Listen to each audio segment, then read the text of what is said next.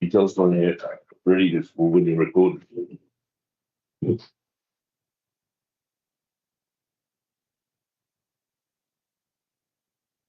Welcome to the State Significant Committee meeting, Muswellbrook Shire Council, held in the TEC Meeting Room, Level 1, Tertiary Education Centre, Hill Street, Muswellbrook, Tuesday, 14 April 2026. So I declare the meeting open at 4:05. Please note the meeting will be recorded and will be made available on the Council's website. Acknowledgement of country, Councillor Douglas.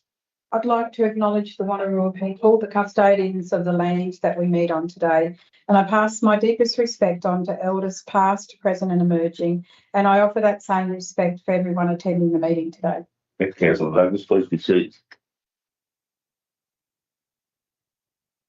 I'm aware of 3 apologies: Councillor Hartley, Councillor Dunn and Councillor Bailey. The remainder of the committee is here, so they can be the only 3 apologies. Someone want to move that way? Councillor McNeil, seconded Councillor Marshall. All those in favour? None against. Declare that unanimous and carried. Thank you. Confirmation of minutes previous meeting. So the recommendation in front of you is that the minutes of the State Significant Development Committee meeting held on 10 February 2026, a copy of which has been distributed to all members, be taken as read and confirmed as a true record. Do I have a mover for that? Councillor Marshall. Seconder, Councillor Scholes. I'll put that motion. All those in favour? None against. Declare that unanimous and carried. Thank you. Move on to item 4 is disclosure of any pecuniary and non-pecuniary interest. Starting on my left, Councillor Douglas. Thank you, Mr. Mayor. I have a non-pecuniary interest, with 6.3 Mount Pleasant Mine Mod 8. My son's company has a contract with Back Energy. Thank you. Councillor McNeil. Councillor Marshall. Yeah. Councillor Scholes. No. Councillor Ward. No. I have none, so thank you. There is no business arising. We'll move straight into our business. So the first item on the agenda tonight is the Hunter Transmission Project. So council comments on the submissions report and amendment report. So the motion reads: the State Significant Development Committee endorses the submission provided in attachment A. Are we got a mover for that? Councillor Scholes, second, Councillor McNeil. Councillor Scholes, you wish to speak? I do. I do endorse the document prepared by the Planning Department with regards to the issues we're having with this job, and I would go so strong to say that to me, Energy Co is an organisation that minimises its responsibilities and accountability where possible, to an extent that I suggest that it is their organisation's core operating policy. Granted, it is a major project overall, but to only address their perceived major issues and not planning for all issues and delegating so much of the responsibility to contractors and at later date, I do not find that they are a company which gives me any degree of confidence with regards to achieving their goals. But therefore I do endorse council officers' identified issues and complaints set out in this letter. Thanks, Councillor Scholes. Councillor McNeil. Thank you, Mr. Mayor. I endorse Councillor Scholes' comments. I've got a few questions. I was just curious as to, is there a view on why Energy Co appears not to want to negotiate or consult council regarding to what looks like a genuine serious issues regarding traffic, the legacy, but also allowing the contractor to have the discretion to provide plans in detail post council submission, which, as our report writer states, this appears inconsistent with normal SSD developments. Thanks, Councillor McNeil. I can answer some, and I'll ask Sharon to also answer some. We've met with Energy Co now a number of times. There's probably not a reluctance to meet. There's certainly a reluctance to agree or come to an arrangement where we can agree. We too have shown we're concerned about the changing position of Energy Co. Energy Co's view is that they're under some time constraints. So they say this time next year, they'll be going. We've had a number of conversations, particularly about housing. Hence, you'll see in our report that we don't agree with the Hebden Road product, and it certainly is disappointing that Energy Co. Appear to, well, they probably don't appear to, they actually are trying to, I think, shift some of that responsibility to the contractor. Council's position, I think the report makes it clear, Council's position, it's an Energy Co regardless of who the contractor is. Ultimately, Energy Co are responsible for the project. Sharon, have you anything to add?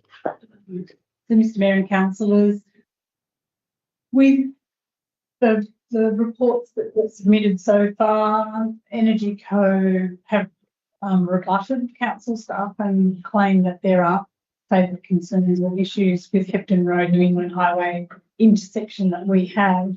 I think it's our local knowledge versus, tube counts on a highway. And it is our understanding of how people drive in this area and the intersection and how it operates. So we continue to flag it as a concern. We would like that they were listening to us, but all we can do is put it in writing. With regard to other SSD, council is in the fortunate position of having had a long period of considering SSD applications for the mines and the power stations.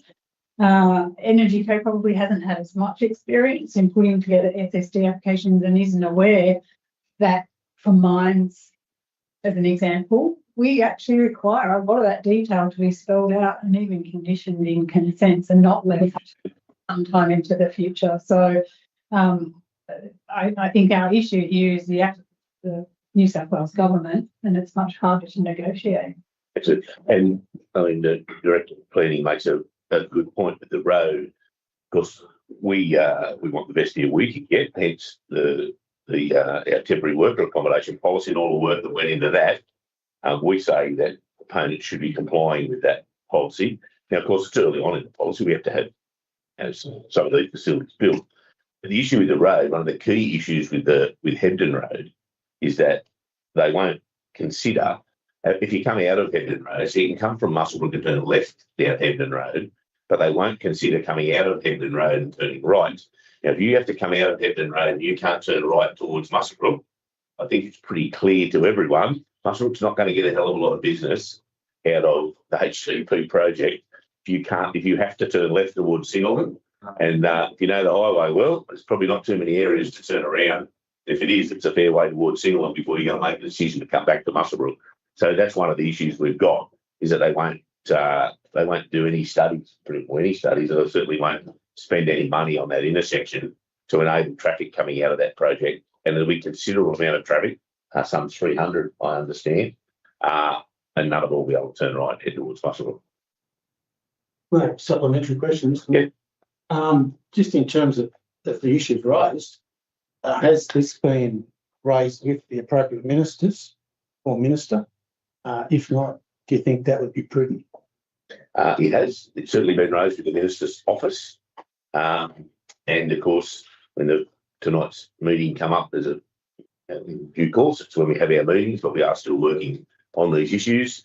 It is important to note we're probably the first council that opposes the project, the Energy Co project, in the area, like in the fashion that we've opposed it here, particularly in regards to accommodation. It's not saying we don't agree with it, we're saying we're opposing it. So I think it's probably certainly might be the first time that's occurred by a council, but ultimately that we view that's our responsible position to take on behalf of the community.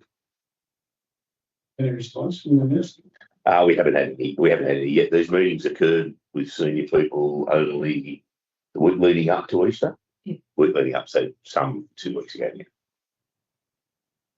Yeah. But again, we've now got obviously commitment endorsement from the council, from this committee, which is also, hopefully will make it will help us and make it easier as well. Any further questions on the matter?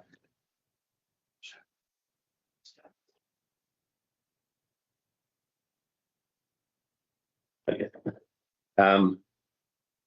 Okay, if there's no further questions, we have a mover and a seconder. I'll put that. All those in favour?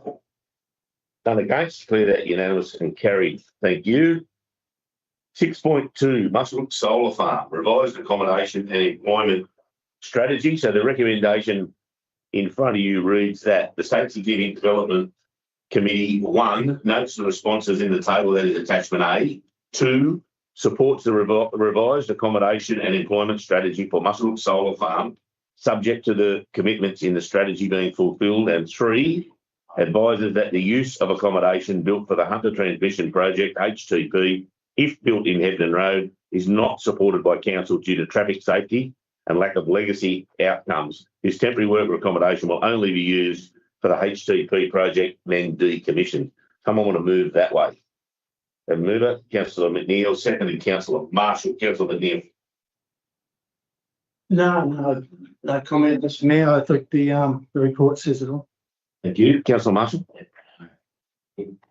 I have a few questions. I'll just Councillor, you fire away first, Councillor Scholes. Okay. No, my comment is Fire might be the wrong word to use. yeah, I know some of the suggestions made with regards to fines and all the rest of it in the updated thing, and I agree with that. Particularly with regards to the monthly reporting to this particular committee. What I suggest to council officers that to ensure that we gain the information that we need with regards to those reports to us, that we construct the report that they have to put the information into, so that we can have an understanding, so that we don't get ourselves in a tennis match where the information is complete. We actually identify all the issues we want them to report to us on. We give them that formatted document, then they have to give us. They can then base their report to us on that document. Just a suggestion. Yep, no problem. We can do it. Any further questions before I have any questions from any other councillors? I have a couple. I am still concerned about accommodation. There seems to be, if you read one report and read the next, there seems to be some different views about what the employment levels will be, how many local there'll be, and I do understand that there'll be a further report as we get closer. But of course, for us, what's important is local employment, because local employment does two things. It puts the money back into our local economy, of course, directly back into our local economy, but 2, it fixes an issue with accommodation. We don't have to then.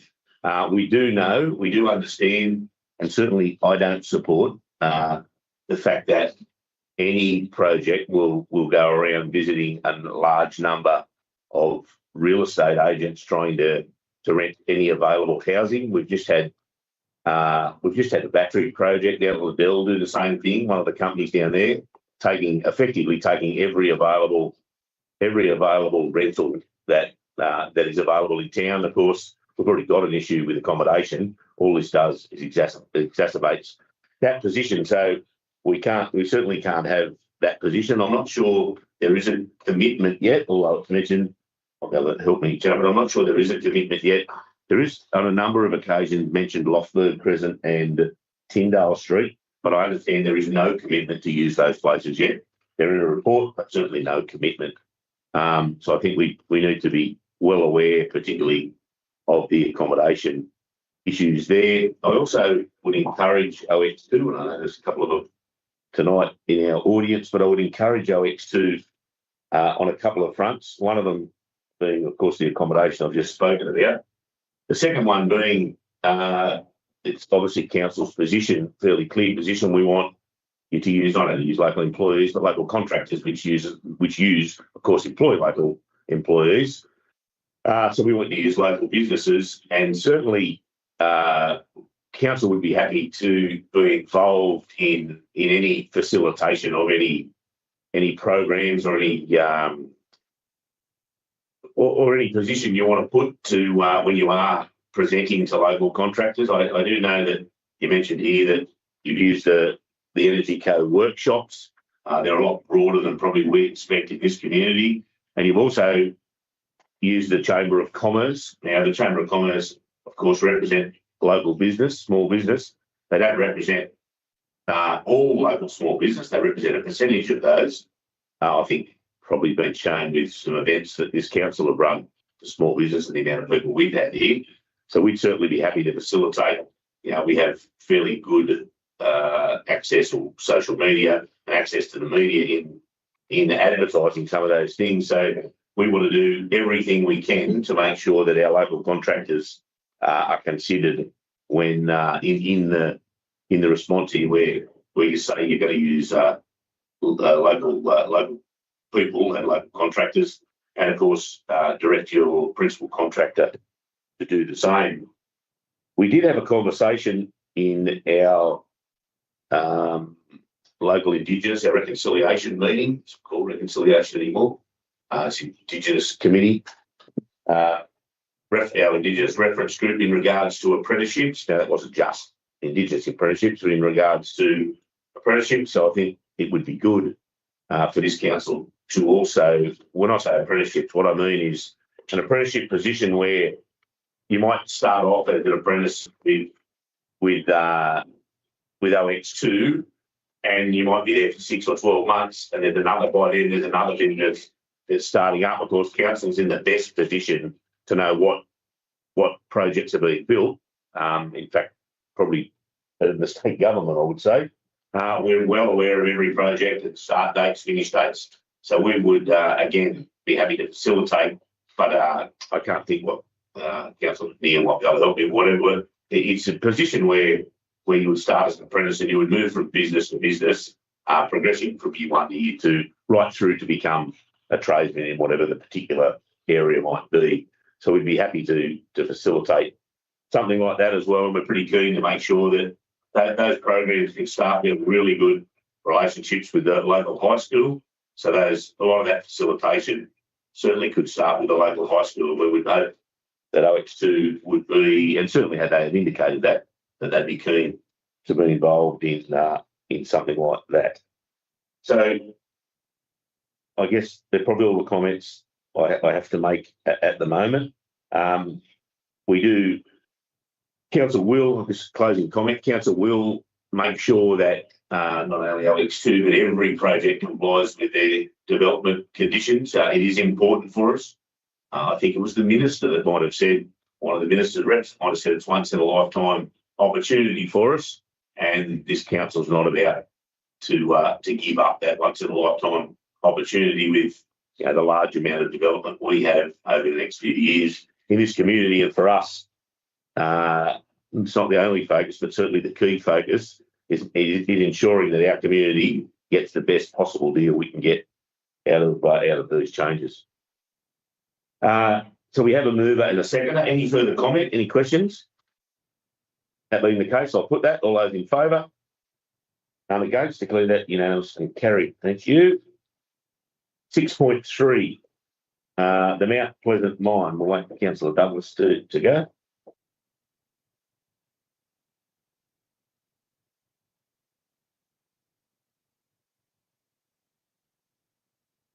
Thank you. Mount Pleasant Mine, Mod 8. So the recommendation in front of you is that the State Significant Development Committee endorses the draft submission on Mount Pleasant Mod 8 to be tabled at the committee meeting for submission to the Department of Planning, Housing and Infrastructure, DPHI. Have I a mover? Councillor Scholes. A seconder, Councillor Ward. Councillor Scholes, any comment? No, just fully endorse. It's unfortunate Mount Pleasant finds itself in a position where it has to apply for a Mod 8 with regards to the legal implications they're having, but at least this Mod 8 gets them to operate through for another 5-6 years, which is gives some degree of confidence. Hopefully that their final submission with regards to the maintenance of the mine into the future is a victory. Thanks, Councillor Scholes. Councillor Ward.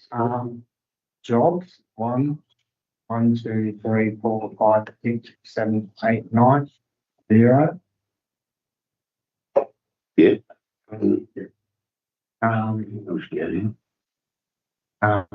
Mining, flows, 1, 2, 3, 4. Yeah. Yeah.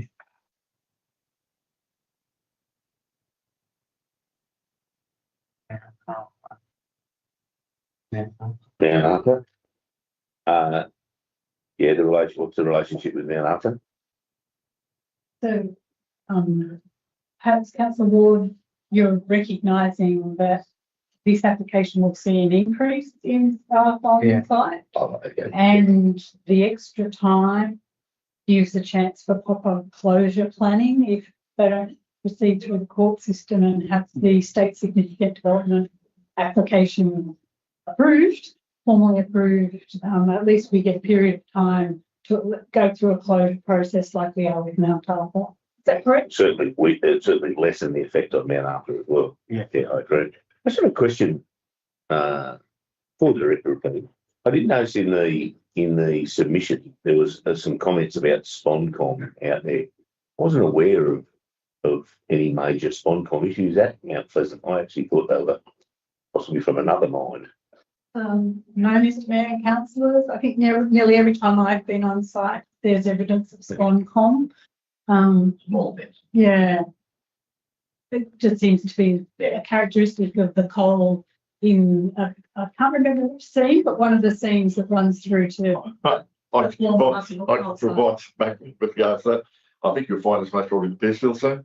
Yeah. Peacefield is notorious for SponCom. It's the same scene as it's Hunt Valley Ops, and all the way down there, it's the same measures exactly out here. And the Peacefield can have reasonably high sulphur, and it's fairly prone to SponCom. There's fairly low ash level, which also doesn't help the situation as well. Thanks, Councillor Sculls. SponCom in the seam or in the stockpiles?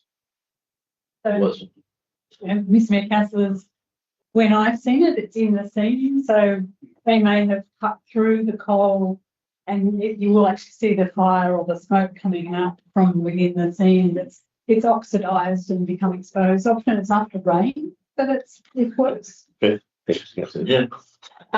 Generally, it's got that more prevalent with periods of rain and westerly winds, because the westerly winds tend to hit both sides of the coal. And you know, it sounds funny, but you need moisture to SponCom to happen. It can happen in the soil too from the adjacent material when they're stripping and cleaning that coal if it's not dumped in the right place and buried properly. But from my understanding of their dumping schedule with regards to the waste material adjacent to coal, they bury it fairly quickly. Thanks, Councillor. So it's important to note the report. It is recognised. It is just a continuation of what we currently have at Mount Pleasant. Certainly a nervous time for this town and this community.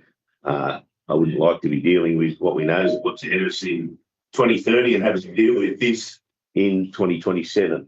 Certainly would, if you reckon we're working hard now, wait till 12 months if this, but it is a continue. It does recognise the response does recognise that it's a continuation of what we currently have, and certainly, you know, I know councillors' views in support of that,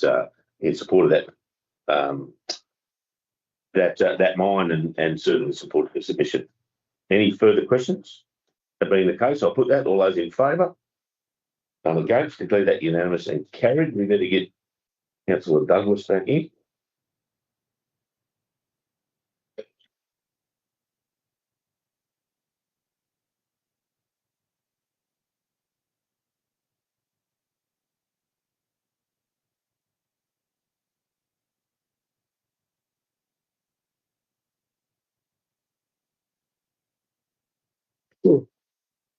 Okay, item 6.4, activity summary for State Significant Development. So the recommendation in front of you is that the information contained in the report be noted. By mover for that, Councillor Marshall, Councillor Ward, Councillor Marshall. Councillor Ward? Yeah. Underground. Underground? Yep. Maxwell. Trees. Vegetation. Oh yeah, that's a plenty of the trees, 6,400 trees. Yeah. Council. Yeah. Oh yeah, yep, all that agricultural stuff. Yeah, certainly it is good to see that. Any Councillor Sculls? Yeah, I'm not paid by the words today. I'm sorry about this. Yeah, I got to report. The one issue I have is in the spreadsheet quite often it identifies that council officers and councillors have attended Triple C. The problem I have, there are instances within that report where council officers and councillors have attended the Triple C and they're not mentioned. Well, the fact that we mentioned it in some and not in others, it appears that we haven't had council officers and councillors at those other meetings, which isn't true. So we've either got to not mention the council officers and councillors are there, or mention them every time they are there. Be the case that the council may not have sent the minutes to us. So, Mr Mayor, councillors, the reason why we mentioned here that council staff attend is because there's a performance measure in our delivery plan that their staff must attend. It doesn't actually say councillors must attend, but yeah, we do. Where we know that councillors attend, we're not putting that in. I can identify 2 instances where I was in the meeting and it's not identified that there was a councillor there. In one of those particular meetings, Councillor McNeil was also in that meeting by chance. He's not identified as being in the meeting either. And I was actually sitting next to a council officer. And I know the meetings of those Triple C Darborough particularly was submitted to council. I'm just saying we've either got to do it or not do it, or we're going to do it right. We can fix that, Councillor Scholes, but we think it'll be a problem at all. Any further questions? Further questions on the report at all? Okay, if that is the case, I'll put that, we have a mover and a second, I'll put that, all those in favour? Have none against, declare it unanimous and carried, thank you. There are no items for closed committee. The date of our next meeting is 12 May 2026. Therefore, declare the meeting closed at 4:32. Thank you.